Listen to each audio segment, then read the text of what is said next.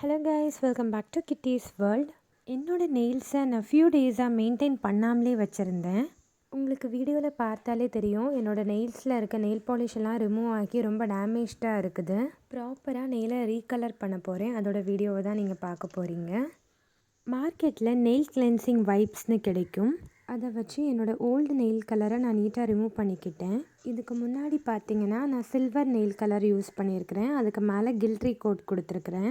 Nail colour மேலே கில்ட்ரி ஒரு transparent code கொடுக்கும்போது உங்களுக்கு லாங் லாஸ்டிங்காக வரும்.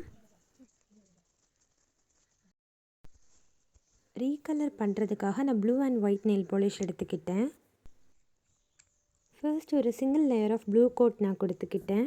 அந்த பர்டிகுலர் டேயில் பார்த்தீங்கன்னா நியூ இயர் ஷாப்பிங் வ்ளாகில் போட்டிருந்த blue and white combination dress தான் வியர் பண்ணியிருந்தேன். ஸோ அதுக்கு மேட்ச் ஆகிற மாதிரி இந்த blue and white nail polish நான் சூஸ் பண்ணிக்கிட்டேன். ஃபர்ஸ்ட் 2 ஃபிங்கர்ஸ்க்கு மட்டும் நான் ப்ளூ கலர் அப்ளை பண்ணிக்கிட்டேன். ரிமைனிங் உள்ள 3 ஃபிங்கருக்குமே நான் ஒயிட் கலர் கொடுத்துக்கிட்டேன். சின்னதாக ஒரு நெயில் ஆர்ட் பண்ணலான்னு தோணுச்சு. ஸோ ஒயிட் கலர் மேலே ப்ளூ கலர் லைன்ஸ் கொடுத்துருக்குறேன். ரிங் ஃபிங்கரில் ப்ளூ கலர் வச்சு டாட்ஸ் அப்ளை பண்ணியிருக்கிறேன். அடுத்து லிட்டில் ஃபிங்கர் நெயில்ஸில் நான் ஹார்ட் ஷேப் கொடுத்துருக்குறேன். ஸோ கம்ப்ளீட் பண்ணிவிட்டேன். உங்களுக்கு நான் வீடியோவில் காட்டியிருக்கிறேன்.